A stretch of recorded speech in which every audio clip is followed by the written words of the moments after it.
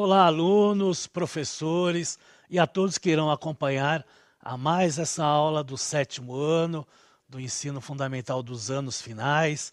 Eu sou o professor Antônio Russo, professor de Geografia de vocês. E agora vai aparecer na tela o tema da aula de hoje. Comunidades tradicionais brasileiras, parte 1. Então, uma aula bastante interessante aí, falando sobre comunidades tradicionais, que vai ser dividido aí esse tema em duas partes. Então, a parte 1 e depois nós teremos aí a parte 2. Vamos ver aí o que nós vamos trabalhar hoje. Então, acompanhe aí na tela. É a habilidade 3A, né, do 7º ano. Identificar e selecionar em registros históricos geográficos características dos povos indígenas, comunidades remanescentes de quilombolas, povos das florestas e do cerrado, ribeirinhos e caiçaras, entre outros grupos sociais do campo e da cidade em diferentes lugares e tempos. Unidade temática, conexões e escalas, objeto de conhecimento, formação territorial do Brasil. Tá certo? Antes de começarmos a aula, né, nós vamos passar um vídeo aí falando aí do Brasil possui 25 manifestações reconhecidas como patrimônio imaterial pela Unesco. Já já a gente volta. E falando em diversidade, o Brasil também é rico em manifestações culturais, que vão desde feiras populares, danças folclóricas, além da música. Muitas são patrimônio imaterial. A reportagem é de Paulo La Sálvia. O traço de Oscar Niemeyer é único.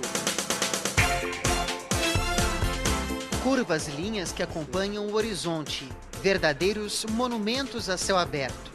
Brasília, cidade sonhada, capital do Brasil. Brasília foi fundada em 1960 e 27 anos depois da sua fundação recebeu da Unesco o título de Patrimônio Cultural da Humanidade. A Unesco passou a conceder o título de Patrimônio Cultural da Humanidade a partir de 1972 e foi criada uma lista. Hoje, esta lista tem mais de 1.000 bens inscritos. Mas a história da humanidade não é só feita de monumentos. Existe também um conjunto de bens chamados imateriais, ligados à cultura de um povo como Bumba Meu Boi do Maranhão. O Bumba Meu Boi do Maranhão entrou no ano passado para o conjunto de manifestações brasileiras que fazem parte do patrimônio cultural imaterial. Atualmente, 25 manifestações e mesmo feiras, como a de Caruaru, em Pernambuco, estão nesta lista. São esses bens que a gente não consegue apalpar, eles são aqueles intangíveis, né? Como as festas, os lugares assim como feiras, mercados, né? Ou as formas de expressão. O boi reúne elementos cênicos, coreográficos, musicais e de dança. A festa folclórica também tem um caráter religioso. Envolve a devoção aos santos juninos São João, São Pedro e São Marçal. E, de modo geral, conta a história da morte e ressurreição de um boi especial.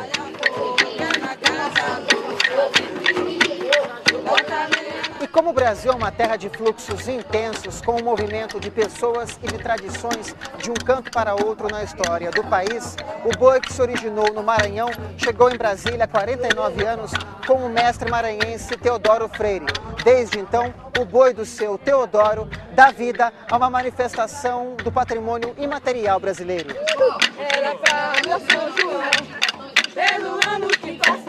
Hoje, à frente do boi de seu Teodoro, depois da morte do pai, o filho caçula, Guarapiranga Freire, é uma prova também que para uma manifestação cultural receber o título de patrimônio, precisa passar de geração para geração.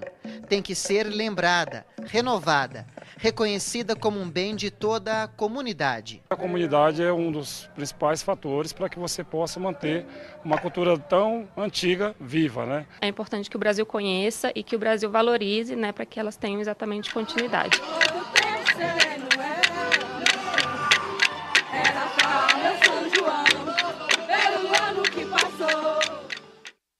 É isso aí. Então o vídeo aí mostrou, né, alguns, né, exemplos aí da cultura imaterial, né, que a Unesco aí, né, decretou como patrimônio mundial. Então é importante retratar isso, né? E sempre lembrando, né, que esse patrimônio imaterial, essa cultura imaterial, como foi falado aí na entrevista, né, ela não é palpável, né? Então, nós temos a capoeira, né, nós temos as danças, né? Então todos esses aspectos aí que são culturas imateriais, né? Vamos ver aí o que é patrimônio cultural?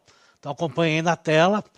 Pode ser definido como um bem ou bens de natureza material e imaterial de grande importância para o país e para o mundo.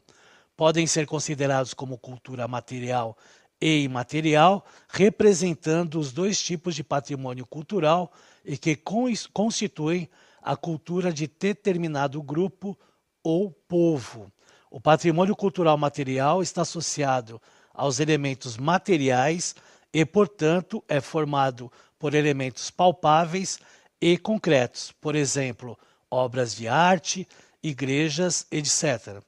Já o patrimônio cultural imaterial está relacionado aos elementos espirituais ou abstratos, por exemplo, aos saberes e aos modos de fazer, às habilidades, às crenças, às práticas, ao modo de ser das pessoas. Ambos possuem aspectos simbólicos, posto que carregam a herança cultural de determinado povo, ao mesmo tempo que promovem sua identidade. Isso que é o mais importante, né? Além de você, né, mostrar essa cultura de vários povos, você mantém, né, através dos tempos, essa cultura, né? E aí, logicamente, passando de geração para geração, essas culturas elas vão permanecendo, né? Logicamente, né, alguns povos que deixaram de existir, mas mantêm ainda a sua cultura viva, né? Então, como por exemplo os maias, né, que tiveram aí, né, uma dizimação em massa, mas mesmo assim nós estudamos a cultura deles, né, que é importante retratar tanto a cultura material como a cultura imaterial, tá certo? Eu fiz aí uma nuvem de palavras sobre povos e comunidades tradicionais, né, porque são diversos povos e comunidades tradicionais que nós temos aqui no Brasil. Tá? Então nós temos aí os pantaneiros, os faxinalenses, os próprios pescadores, né, as quebradeiras aí de Babaçu, né, os catingueiros, né, os artesanais, os extrativistas, né, as bezendeiras, os ciganos. Né, nós temos vários exemplos aí de povos e comunidades, né, destacando isso aí nessa nuvem de palavras no formato de árvore, né? Dessa questão aí de geração desses povos e de comunidades tradicionais que nós temos aqui no Brasil, tá certo? Então, o respeito à sua, né, à sua cultura, né, a permanência da sua cultura, estando sempre enraizada também no nosso dia a dia, né, através das palavras, das músicas, na própria religião, né, em diversos, né, aspectos do nosso cotidiano aí, tá certo?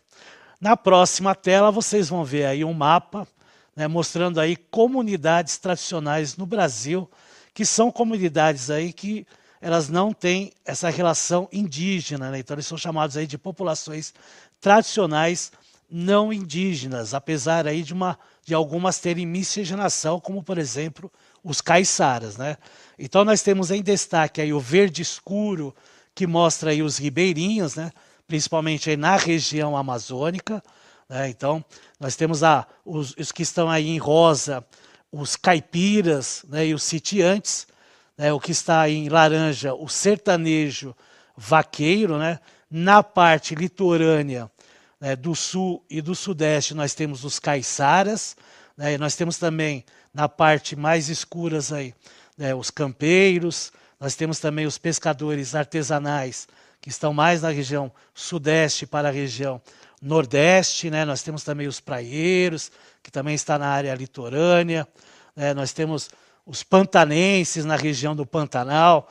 Então são diversas comunidades tradicionais do Brasil, né, que também são indígenas ou não indígenas. Então isso que é interessante retratar, né, pela miscigenação que nós tivemos aí, né, de povos que vieram da África, de povos que já estavam aqui, os povos originários, ou os povos autóctones, como a gente fala. Daí também, né, os povos europeus que vieram aqui para o Brasil, e aí formam essas comunidades tradicionais, esses povos aí que nós temos aqui no Brasil, tá certo? Vamos ver aí no próximo mapa, parques e terras indígenas, né?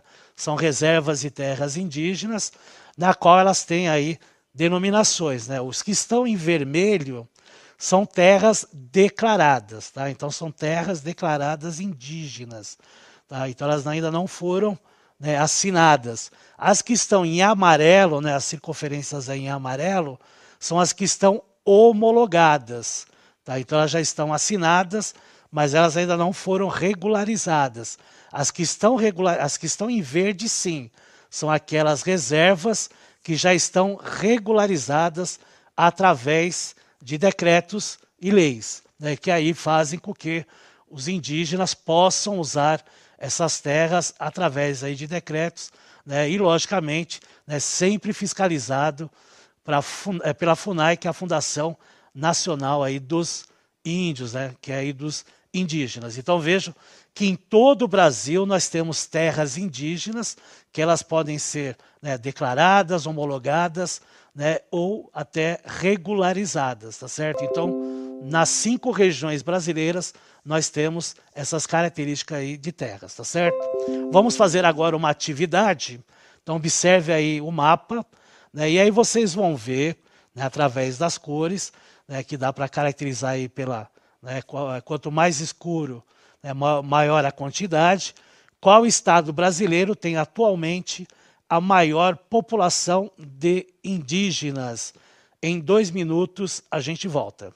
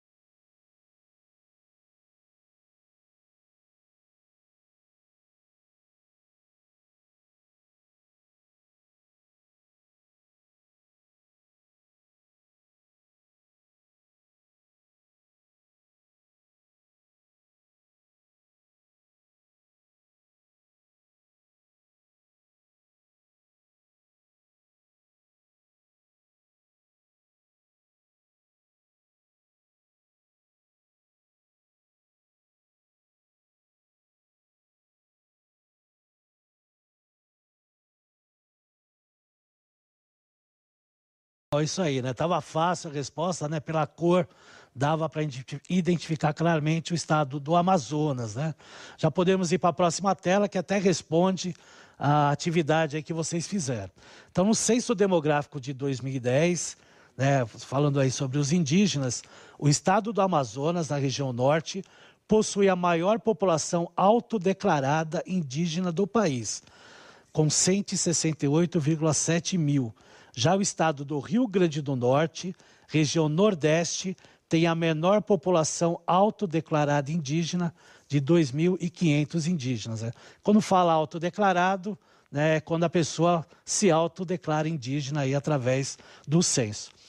Para curiosidade, eu coloquei aí para vocês, no estado de São Paulo, região sudeste, aproximadamente 41.794 pessoas se autodeclararam indígenas, de um total que a gente viu no mapa de 896.917 indígenas no Brasil, isso em 2010, que foi o último censo, né, que foi feito aqui no Brasil, tá certo? Vamos lá para a próxima tela, desculpa, na próxima tela não, nós vamos ter um vídeo, né, de um indígena que vai falar sobre a sua arte. Então acompanha aí, daqui a pouco a gente volta. Agradeço, dono da floresta, dono do rio, dono da terra, dono do peixe. E foi assim que Alcuru começou a nossa entrevista, pedindo licença à natureza para falar sobre a sua cultura, a arte Cusiuá. Pinturas corporais, desenhos e cores. Tudo isso representa a maneira como os índios Wayampi do Amapá se expressam. Desde pequenos, eles aprendem que essa arte faz parte da identidade cultural do seu povo. Cusiuá é um desenho que a gente transmite para nosso povo, para crianças, para nossa geração. O que a gente transmite? São dificuldades para transmitir, perigos. A arte Cusiuá foi o primeiro bem imaterial reconhecido no país. Desde 2002, ela é patrimônio cultural do Brasil e da humanidade. E agora o IPHAN revalidou esse título justamente por reconhecer a importância cultural dessa expressão para o povo indígena. Essa política, ela não prevê apenas o registro de um bem cultural de natureza imaterial, né? Mas ela prevê principalmente ações de salvaguarda para esses bens e principalmente para os detentores desse bem. E aí, dentro dessa política, a parte mais importante dela são justamente as ações de salvaguarda.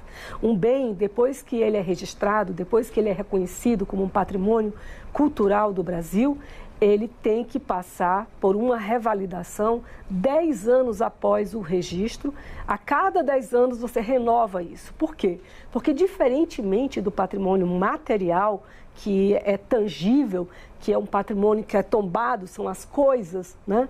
O patrimônio imaterial, o intangível, na verdade, ele está nas pessoas.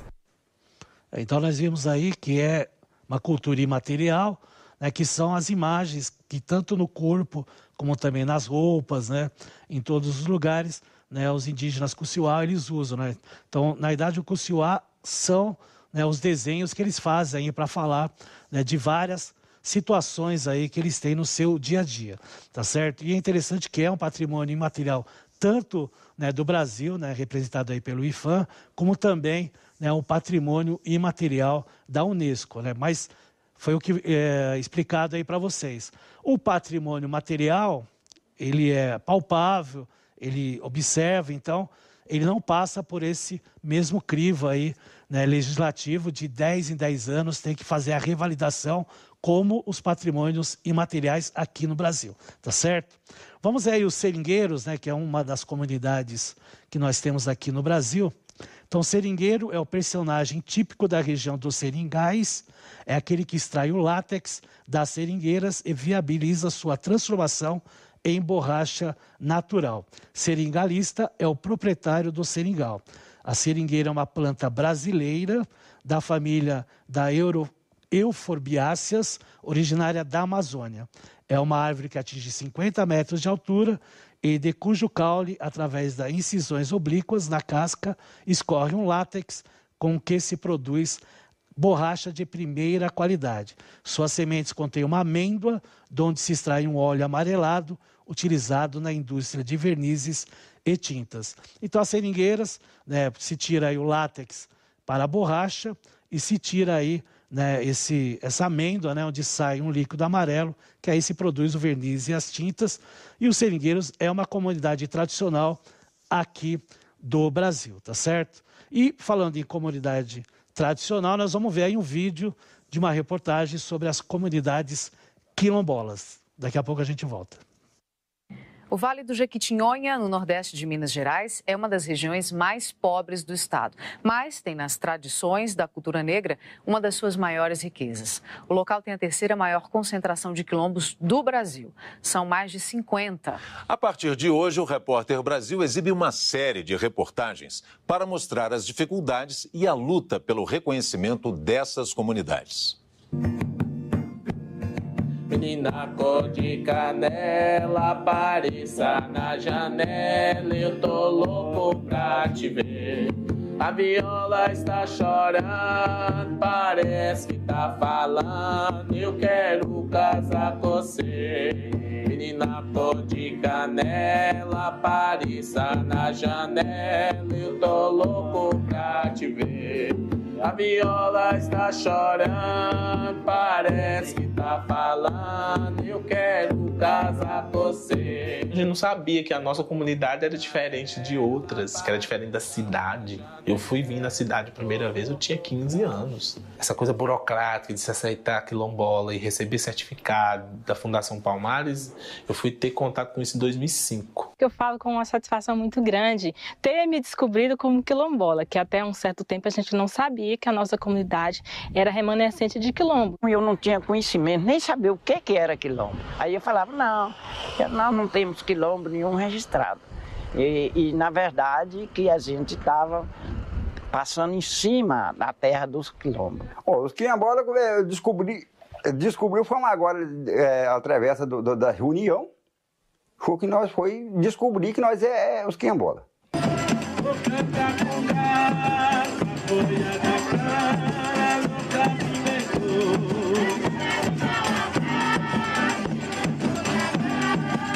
Muitos costumes dos escravos a gente está tentando manter, tentando segurar as tradições, aquele acolhimento que os escravos tinham com os companheiros, então a gente vem nessa tradição, né? Em São Paulo, por exemplo, em Belo Horizonte, a gente entra numa condução, quem está sentado no canto torce para o canto, quem está sentado na beirada está torcendo para a beirada para o que está no canto não encostar nele.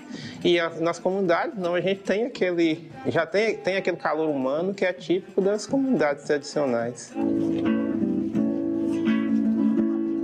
Aprendi a andar, aprendi a andar, não foi nessa terra, não foi nessa terra, aprendi com a alemã, aprendi com a alemã,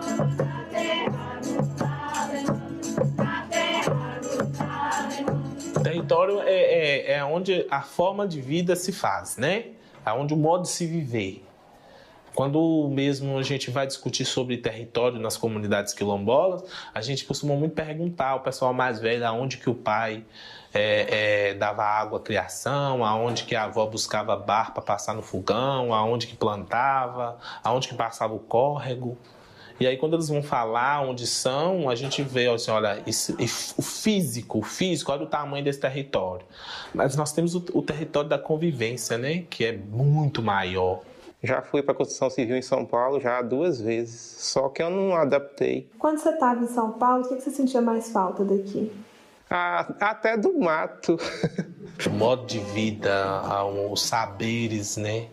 O patrimônio material e imaterial, até a forma que a casa é construída, né? Então, tudo numa comunidade quilombola, numa comunidade rural, é um grande patrimônio, né? A parte religiosa, aquela parte da cultura, toda a comunidade pertence ainda manter essa parte, que é o tambor, o reinado, o pontão, a bandeira, essas coisas que usava naquela época da defesa da imagem.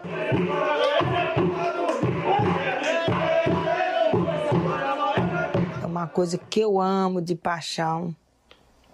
Então, é uma coisa que eu acho, e eu falo para o jovem, que nunca deve deixar morrer.